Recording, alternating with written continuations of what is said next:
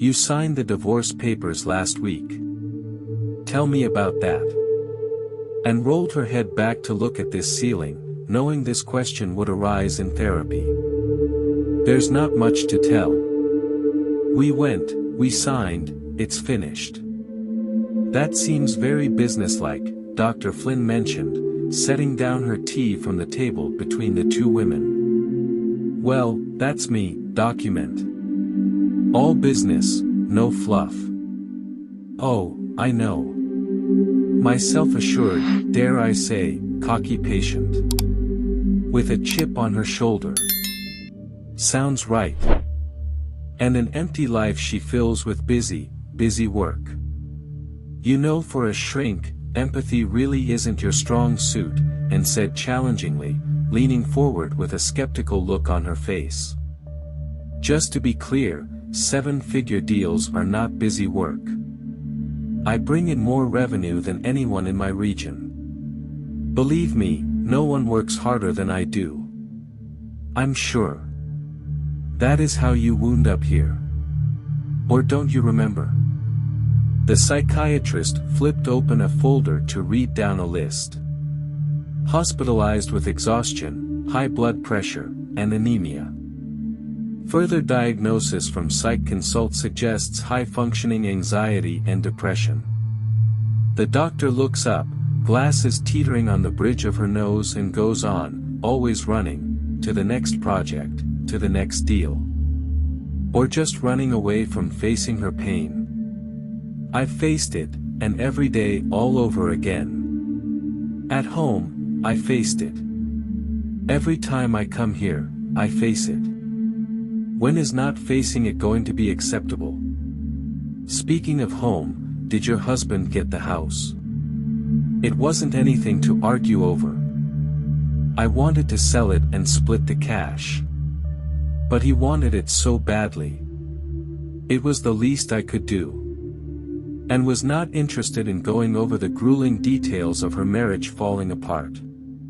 It was something she and Dr. Flynn had been over several times already, and concluded it was mostly Anne's doing. Emotionally closed off, apathetic to their future, ignoring and unwilling to work through anything regarded as an issue of importance. I still want to hear how that day went for you, the psychiatrist went on. What happened after you signed the papers? I shook my attorney's hand and walked out. I had a client meeting 30 minutes following, thankfully in the same building. Ah, more business. Not taking the time to process the event and what it means, Dr. Flynn said with a tone of disapproval. It's like any other contract I deal with. Negotiate terms, agree on dates, put a stamp on it and move on. But I'm the one with an empathy problem. A series of jabs and combative conversation was the typical session for Anne and Dr. Flynn. Between the banter and personality digs, there was actual therapy going on. And knew this should have been more tolling on her. She had loved her husband dearly, once upon a time as they say. What now felt like so long ago, another life. What was I supposed to do? Cry? Have some terrible breakdown over my collapsed marriage? That's not me. Interesting word usage. You described the outcome as if it happened by time or age. Not wrecked or destroyed, suggesting there were acts which dismantled or tore it apart. What do you think of it? I think you must be good at crossword puzzles, and said, getting up to pace near the window. Times champion 2 years running, the psychiatrist shot back. You get a trophy for that? A medal. Big? Like a saucer, with lots of colorful ribbons. Ribbons, and said pensively. That's wonderful. Dr. Flynn noticed the change in her client. This would happen occasionally.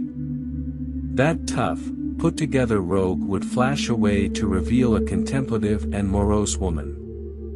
And, you know, since your company pays for all these sessions, they like to keep me abreast of your performance. I ignore it mostly. You are still working feverishly, which I'm sure they're grateful for.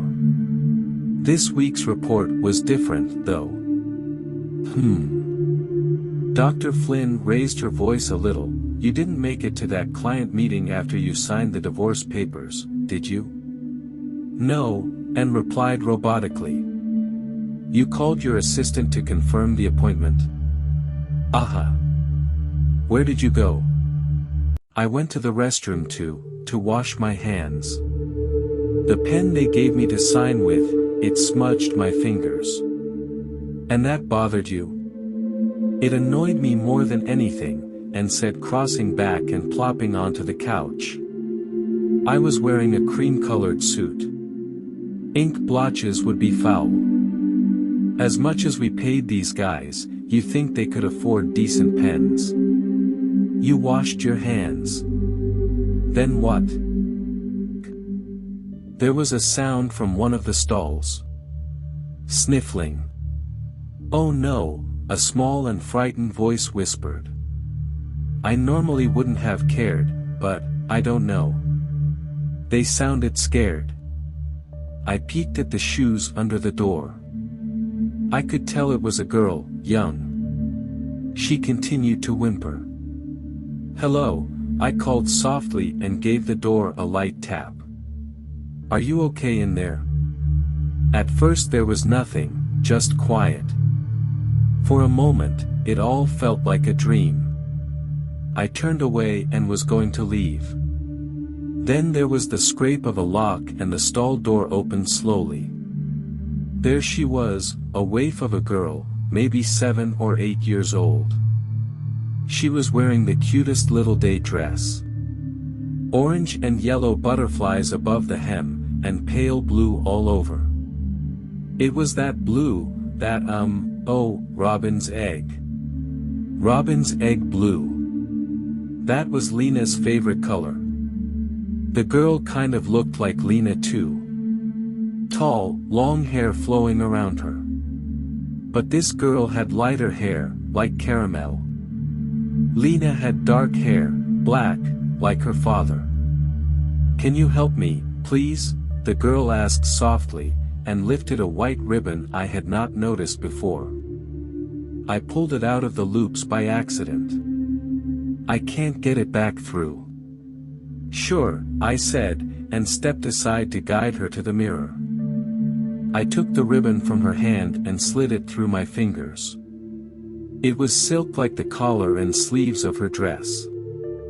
I noticed there were small threads around the girl's waist. Just like Lena's old dresses, like all little girls' dresses, I suppose. I got one side through and searched for the other. Nanny's going to be so mad. Surely not, I said, meeting the little girl's eyes in the mirror. It must happen all the time. All the time, she said wide-eyed. That's why I'm always getting in trouble. And my hair's a mess, she said, taking a small circle hair tie from her pocket.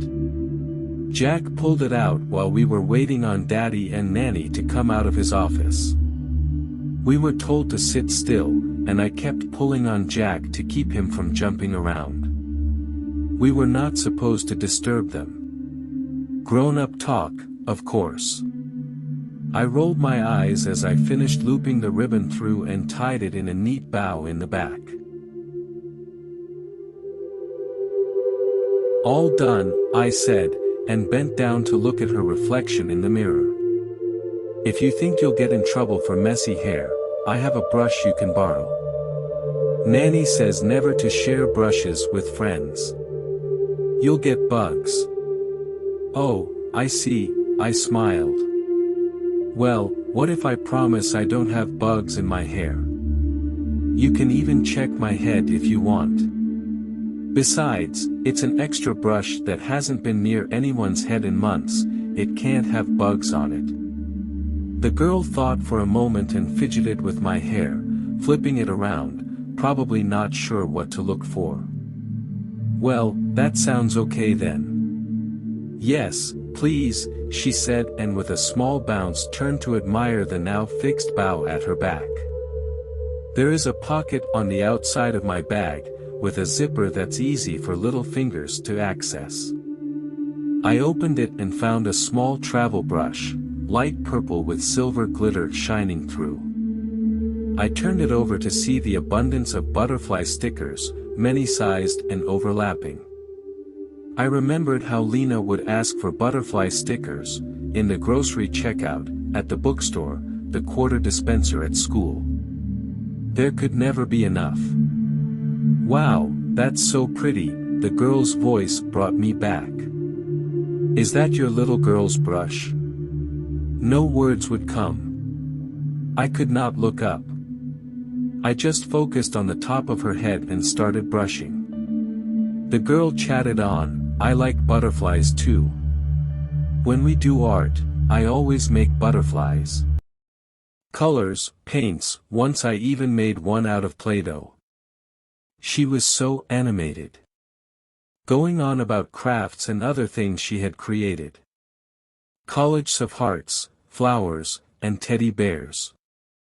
I was glad she was feeling better. How could someone terrorize this child to tears for a ribbon or her hair? She's a kid. Lena was always out of sorts.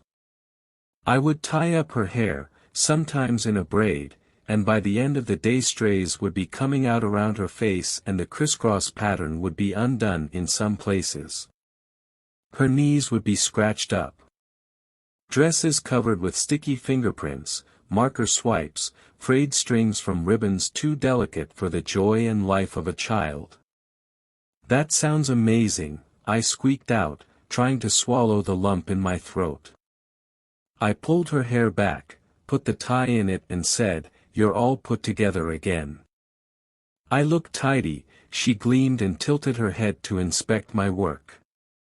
"Very," I said.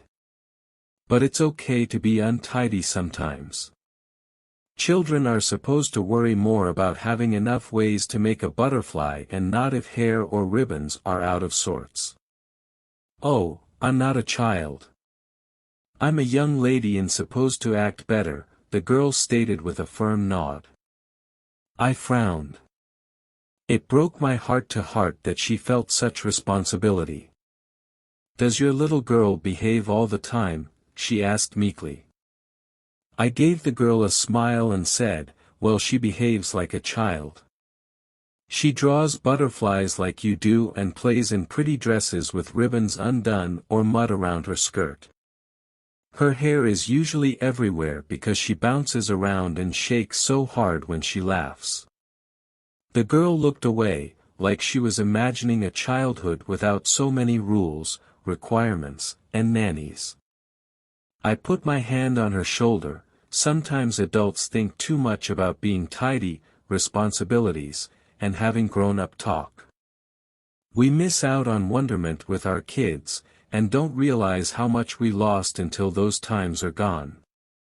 My memories of Lena are blurry. I know she was cheerful and loving, but I don't always remember the details around those moments, relying on holidays and birthdays to give me a sense of the occasion. Was I not paying enough attention the whole time? If I just paid more attention, would it all be different, better? Suddenly the bathroom door popped open and a little boy yelled, "Caroline, Dad's waiting," before swinging closed again. The girl turned and ran to the door. She turned back and in a sing-song voice so unlike the devastated child I found, she simply said, "Thank you." Then with a sweet smile and a wave she was gone. When Lena left that day she had done the same thing. She finished breakfast and was heading out the door as the bus was honking from across the street, waiting on her. My phone rang and it was my assistant, giving me some last-minute details. Lena was calling me over to do up the ribbon at her waist. I wasn't paying attention. She must have struggled for a bit but managed to get it done on her own because she called out that she would be okay and was heading out on her own. I saw the ribbon whipping in the wind and her little hand giving a wave. I hung up the phone, so I could walk her to the bus stop. I always walked her to the bus. If I had not picked up that phone, I would have been with her. Maybe she wouldn't have felt rushed and ran without looking. I would have been there to pull her back. And blinked and felt hot tears running down her face. Looking down, she saw her skirt was a darkened puddle from her weeping. She took a deep breath, in and out. "Anne, it is okay to be sad. It is okay to think about her and feel sad," Dr. Flynn said, reaching out to cover Anne's hand. "No, it's not," Anne urged, pulling her hands back. "I shouldn't get to think of her. I don't deserve to. It's not fair to avoid her memory. You were a good mom. It was an accident. The bus had its sign out and flashers on. That driver should have stopped." "No." And closed her eyes and kept breathing deeply, trying to become calm again, to feel peace again. "Don't run away, Anne," the doctor said, moving to sit on the couch. "Closing yourself off tore you and your husband apart. Stay here, you have to feel this." And merely struggled to take longer and deeper breaths, her whole body shaking. "Anne, what happened after the girl left?" the doctor urged. "Why didn't you make it to your appointment?" Anne opened her eyes, looking down at her hands. "The phone in my bag rang and I was digging around for it. I couldn't find it. It was frustrating and I threw the bag down." The doctor nodded, encouraging Anne to continue. "Suddenly I felt, well, everything. I was sad, angry, and it all hurt. And could only remember the pain, like her body was shattering into the universe trying to thread itself back into space. She was almost thrashing in the doctor's arms. And was gulping for air and half screaming. There was just so much pain. She cried, crumpling into the lap of her psychiatrist. They rocked and trembled together for a while. A simmering sorrow rolling over both women. After a while, Anne seemed to come back. "I don't really know what happened, but suddenly security was there and my things were everywhere." "You trashed the place," Dr. Flynn said with a smile. "I guess," and chuckled. "Believe it or not, this is progress. It doesn't feel like it. Sometimes progress isn't forward," the doctor said, helping Anne sit up. "We'll wander back into grief and hurt, but a few steps or tumbles later and there will be hope again.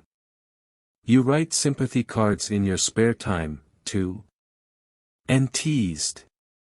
Hallmark, weekly contributor.